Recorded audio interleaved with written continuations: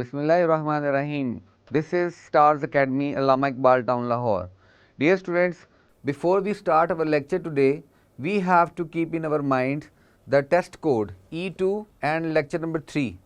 And after mentioning the test code and lecture number 3, we have to keep on working over this topic, subject verb agreement. You know, subject verb agreement में agreement mistake के नाम से हम अभी अपने 2 lecture जो है वो रिकॉर्ड करवा चुके हैं और अब इसका तीसरा लेक्चर जो है वो सब्जेक्ट वर्ब एग्रीमेंट के नाम से हम कर रहे हैं। इसमें हम देखते हैं कुछ ऐसी स्टेटमेंट्स जहां पर कन्फ्यूजन क्रिएट हो सकती है। मेरे साथ में इसको स्टडी करते हैं। एग्जांपल नंबर 1 है, अ study on African countries shows that 80% of the people of this continent live below the poverty line. This is the statement.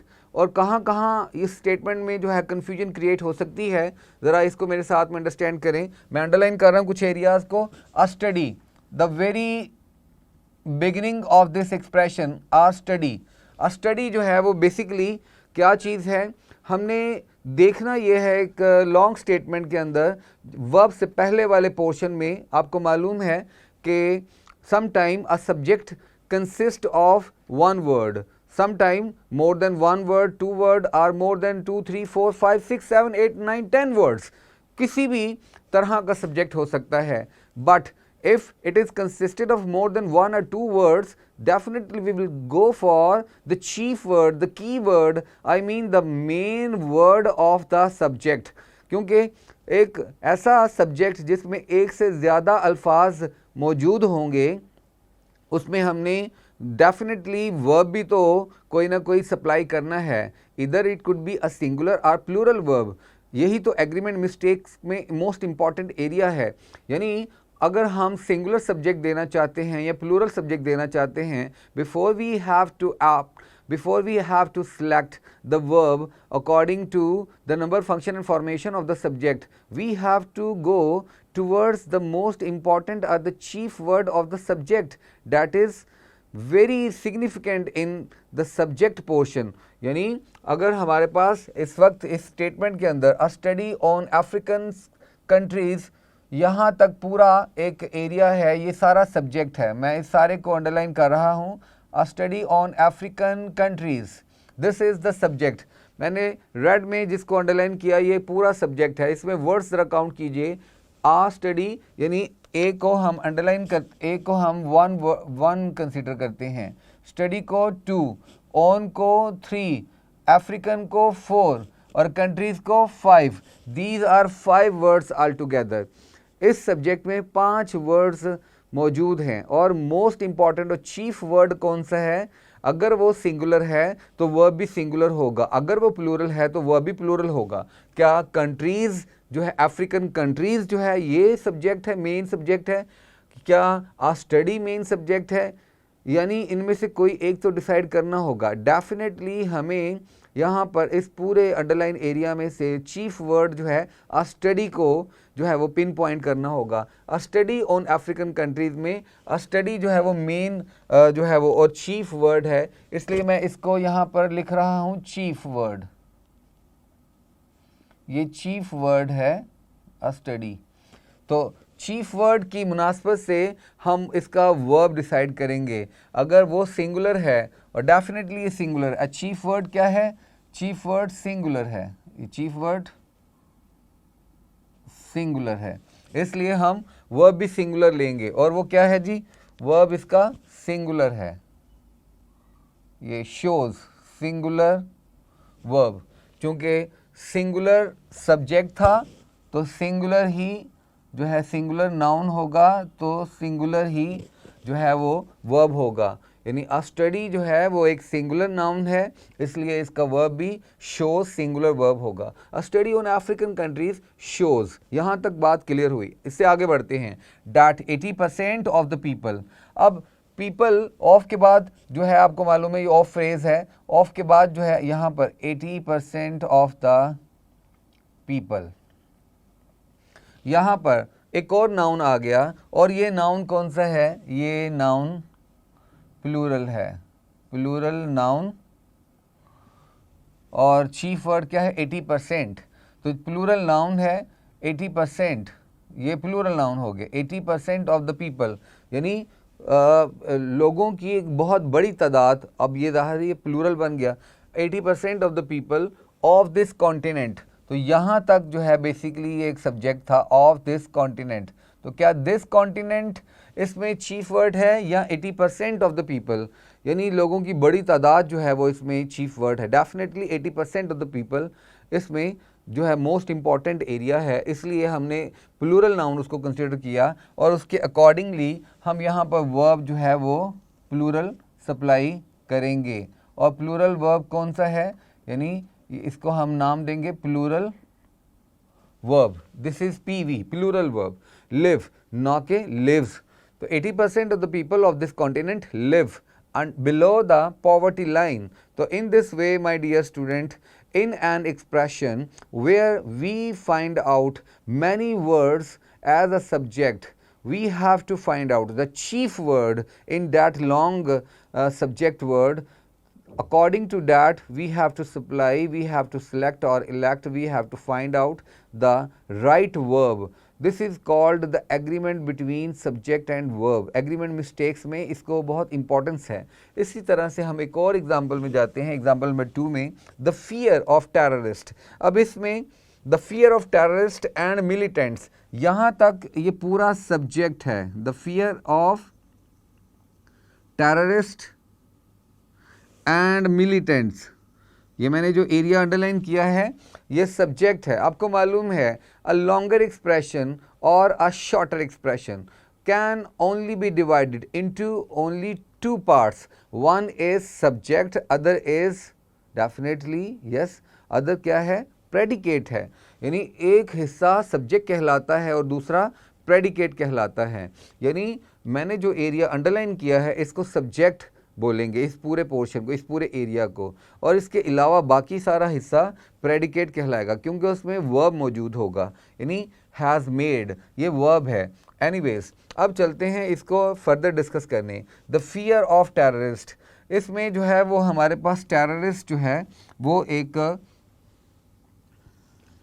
मौजूद है प्लूरल नाउन के तौर पर, ये एक प्लूरल नाउन है टेररिस्ट।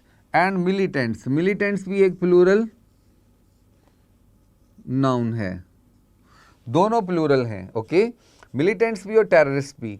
क्या ये दोनों में से कोई एक चीफ वर्ड है इस पूरे सब्जेक्ट का? No, not at all. ना तो मिलिटेंट सब्जेक्ट है और ना ही इसमें टेररिस्ट जो कि प्लूरल वर्ड है वो सब्जेक्ट है, दोनों ही सब्जेक्ट नहीं है। अलबत्ता इनके साथ में मौजूद एक वर्ड है the fear.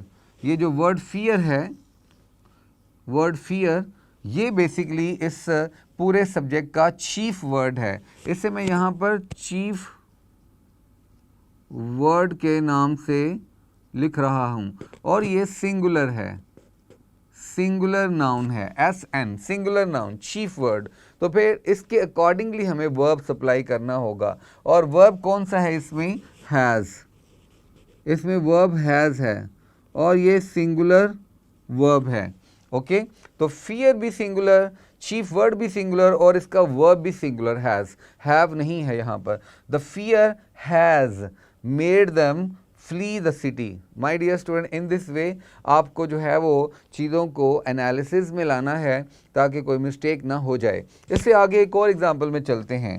The perspective of different people varies from time to time. अब यहाँ पर फिर हम अंडरलाइन करने लगे हैं the perspective of different people को, यानी मैं ये पूरा एरिया एक बार अंडरलाइन कर रहा हूँ, the perspective of different people. अब इसमें जो मेन चीफ वर्ड है वो कौन सा है? पीपल है?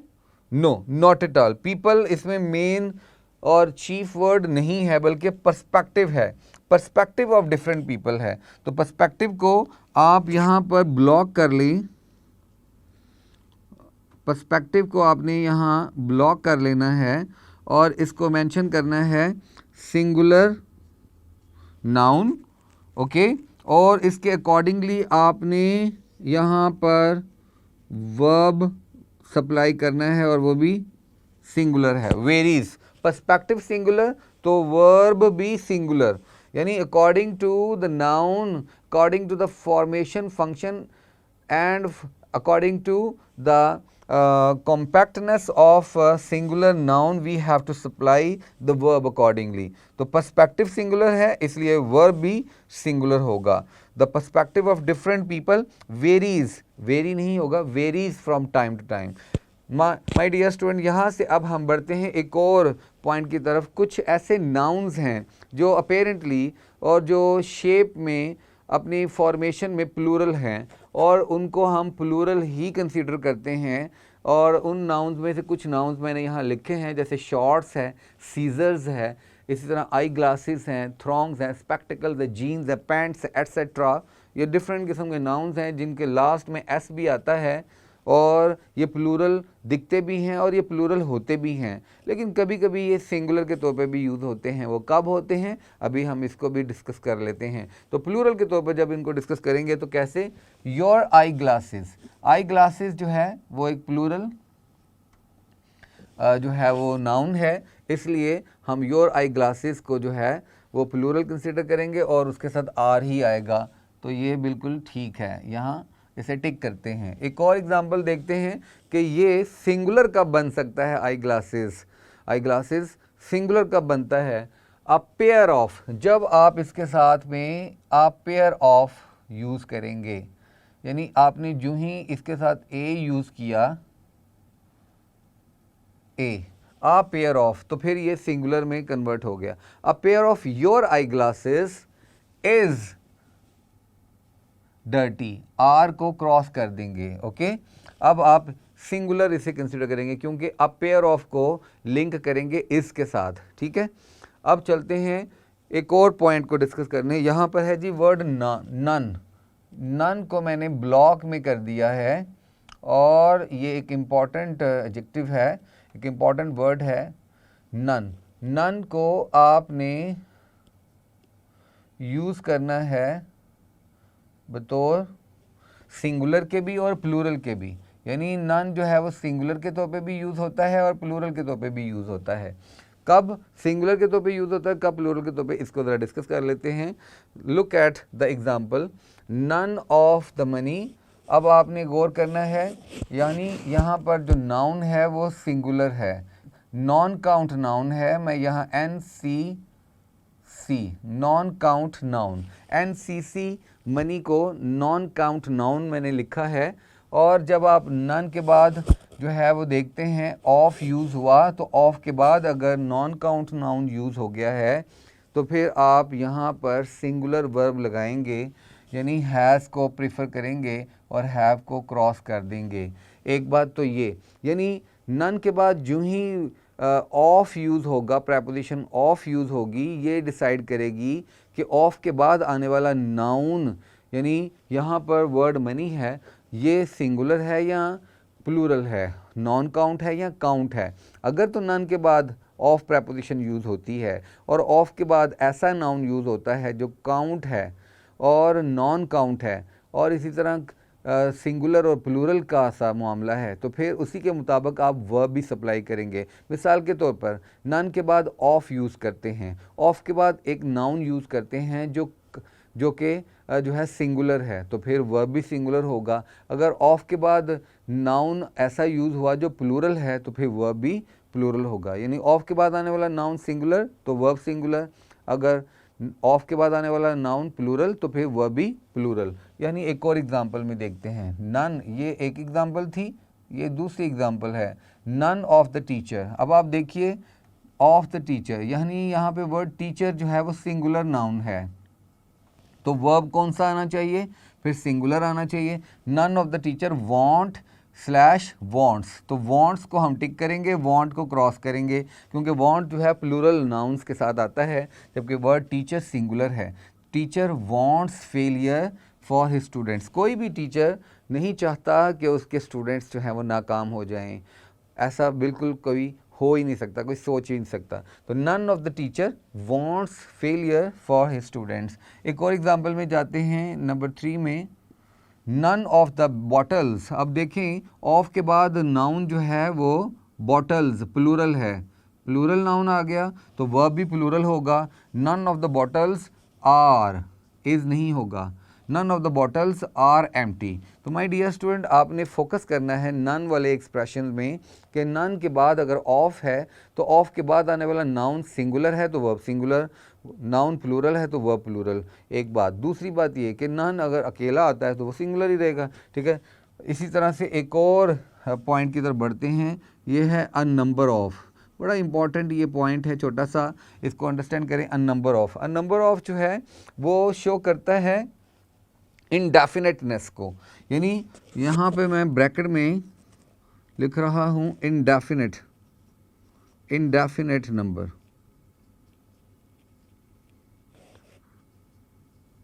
इनडेफिनेटनेस। तो यहाँ हमने इनडेफिनेटनेस लिखा, यानी कोई लिमिट नहीं है। अ नंबर ऑफ का मतलब है indefiniteness. A number of dancers is slash are coming to the party. तो अ नंबर ऑफ की वजह से देखते हैं डांसर्स जो हैं कितने हैं, ये काउंटलेस हैं, इनडेफिनेट हैं, इनको आप काउंट नहीं कर सकते, इसलिए बहुत ज़्यादा हैं। अ नंबर ऑफ का मतलब बहुत ज़्यादा, इनडेफिनेट। तो फिर हम वर्ब लगाएंगे प्लूरल, और इसको क्रॉस कर देंगे। ओके, अब चलते हैं एक और एग्जाम्पल को देखने, और यहाँ पर एग्जाम्पल है सेकंड, लेकिन उससे पहले वर्ड है the number of. A number of और द नंबर में फ़र्क ये है, यहाँ मैं ब्रैकेट में लिख रहा हूँ कि यहाँ डेफिनेटनेस है, यानी यहाँ पर आपको डेफिनेटनेस, यानी यहाँ आपको लिमिट का अंदाज़ा है कि कितनी लिमिट है। डेफिनेट है यानी कतई है, श्योरिटी है, आप किसी के बारे में बात कर रहे हैं तो श्योरिटी के साथ करें। The number of dancers coming to the party is slash are 27, यानी यहाँ पर आप सिंगुलर वर्ब लेंगे और प्लूरल वर्ब को क्रॉस कर देंगे, क्योंकि आपको मालूम है कि कितने लोग हैं, 27 हैं। The number of dancers are how many, the number of dancers is 27, the number of dancers is 27। जब तादाद मालूम हो, डेफिनेटनेस हो, तो फिर आप द नंबर यूज़ करेंगे और द नंबर के साथ सिंगुलर वर्ब यूज़ करेंगे इज़। और अगर इनडेफिनेटनेस हो, जब आपको तादाद मालूम ना हो, तो फिर आप ए नंबर यूज़ करेंगे और उसके साथ वर्ब भी प्लूरल यूज़ करेंगे। जैसे किसी एक महीने में जो है वो 30 डेज़ हैं, तो आपको डेफिनेटनेस के साथ बात कर सकते हैं, the how many days are there in this are that month, यानी किसी मंथ के नाम के साथ कितने डेज़ हैं उसमें आप कह सकते हैं इसमें द नंबर, ठीक है, the number of days, the number of days in the month of March is 31st। इस तरह से आप यूज़ कर सकते हैं। इससे आगे बढ़ते हैं एक और पॉइंट में, जेरेंड और इन्फिनेटिव। जेरेंड और इन्फिनेटिव में देखते हैं, इन्फिनेटिव आपको पता है कि टू के साथ V1 यानी वर्ब की फर्स्ट फॉर्म जब यूज़ करते हैं, जैसे to go, to dance, to eat, तो ये इन्फिनेटिव होता है। और जेरेंड आपको मालूम है कि जब हम वर्ब की फर्स्ट फॉर्म के साथ ING लगाते हैं और इसे सेंटेंस के अंदर सब्जेक्ट के तौर पर बिगिनिंग में, या ऑब्जेक्ट के तौर पर एंड में, या ऑब्जेक्ट ऑफ प्रेपोजिशन के तौर पे हम यूज़ करते हैं, तो उसे जेरेंड या वर्बल बोलते हैं। तो जब जेरेंड या वर्बल बतौर सब्जेक्ट यूज़ होता है, तो फिर हम उसके साथ जो है वो वर्ब कौन सा यूज़ करते हैं, सिंगुलर वर्ब यूज़ करते हैं उसके साथ हमेशा। यानी यहाँ मैं लिख रहा हूँ, जब एज अ सब्जेक्ट आएगा तो वर्ब इसके साथ सिंगुलर आएगा, सिंगुलर वर्ब आएगा, ठीक है जी, सिंगुलर वर्ब। अब इसमें एग्जांपल ले लेते हैं एक, नंबर 1 वॉकिंग। वॉकिंग क्या है आपको मालूम है, ये एक जेरेंड है, वॉकिंग एक जेरेंड है, और यहाँ पर ये एक सब्जेक्ट के तौर पर यूज़ हो रहा है, ठीक है, this is a subject of this expression. और इसके साथ वर्ब कौन सा है, सिंगुलर सब्जेक्ट है और सिंगुलर सब्जेक्ट है, इसलिए सिंगुलर वर्ब आएगा, इज़ अ गुड हैबिट। एक और एग्जांपल देखते हैं इसमें dear students, to err is human. अब टू एयर आपको मालूम है कि इन्फिनेटिव है, और इन्फिनेटिव सिंगुलर होता है, इसलिए वर्ब भी सिंगुलर वर्ब होगा। ओके, नाउ एक और पॉइंट की तरफ बढ़ते हैं, कलेक्टिव नाउन्स। कलेक्टिव नाउन्स में आ जाएं। कलेक्टिव नाउन्स जो है, जैसे कि flock of birds, sheep, flock of birds हो सकता है, ये फ्लॉक ऑफ शीप्स हो सकता है। और इस तरह हर्ड ऑफ कैटल हो सकता है, कैटल का आपको पता है एस नहीं लगाते, कैटल्स नहीं होता, इस तरह शीप के साथ भी एस नहीं लगाते। पैक ऑफ डॉग्स हो सकता है, पैक ऑफ वुल्व्स हो सकता है, वुल्फ की प्लूरल है। स्कूल ऑफ फिश हो सकता है, स्कूल्स नहीं, स्कूल ऑफ फिश हो सकता है।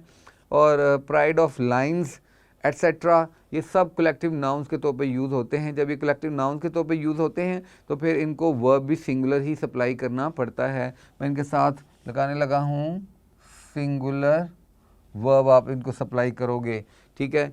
अब देखते हैं एग्जाम्पल में, ये सब जो है आपने जो वर्ड्स यूज़ किए, यहाँ पर मैं इनके साथ जो है इनको ब्लॉक कर देते हैं या ब्रैकेट कर देते हैं, ताकि यहाँ पर पता चले कि ये कुछ, ये हर्ड ऑफ कैटल है, पैक ऑफ डॉग्स हैं, स्कूल ऑफ फिश हैं और प्राइड ऑफ लाइन्स हैं। ये कुछ हमारे कलेक्टिव नाउन्स हैं, इनके साथ एग्जांपल थी। अ स्कूल ऑफ फिश, फिश का प्लूरल फिश ही रहेगा क्योंकि ये अ स्कूल ऑफ फिश है, ए इसके साथ लगा है, इसलिए ये सिंगुलर है, अ स्कूल ऑफ फिश। तो जब ये सिंगुलर है तो फिर इसका वर्ब भी सिंगुलर होगा, अ school of fish.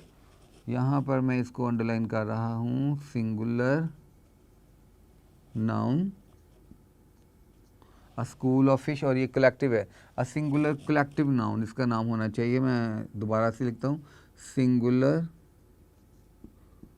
Collective noun, singular CN, a school of fish singular है, इसलिए ऑलवेज हाइड्स, हाइड्स को टिक करेंगे, हाइड को क्रॉस करेंगे, फ्रॉम द बिग फिशेस। अब बिग फिशेस यानी डिफरेंट टाइप्स ऑफ फिश हैं, तो फिर फिशेस तो होगा, ठीक है, इसलिए ये एग्जांपल क्लियर हो गई। एक और एग्जांपल देखते हैं यहाँ पर पॉइंट नंबर 2 में, अ पैक ऑफ वुल्व्स, यहाँ पर आ पैक ऑफ वुल्व्स की बात हुई है, इसलिए ये भी वुल्व्स अगरचे प्लूरल है, लेकिन आपने इसमें मोस्ट इंपॉर्टेंट चीफ वर्ड किसको देखना है, आ पैक ऑफ, तो ये सिंगुलर, सिंगुलर काउंट नाउन है। आ पैक ऑफ वुल्व्स, इसलिए वर्ब भी सिंगुलर होगा, इज, और आर को क्रॉस कर देंगे, आर नहीं होगा, इज होगा। A pack of Wolves is approaching towards the heard of cattle, cattle होगा, कैटल्स नहीं होगा, इसलिए डियर स्टूडेंट ये एग्जांपल भी यहाँ पे क्लियर हुई। My dear student, in this way we have talked about talked much about it, the subject verb agreement। और अब जो है हम वोकेबलरी के पॉइंट ऑफ व्यू से बात करेंगे। हमारा ये टॉपिक यहाँ पे कवर होता है, तो वोकेबलरी के पोर्शन को ज़रा देखिएगा।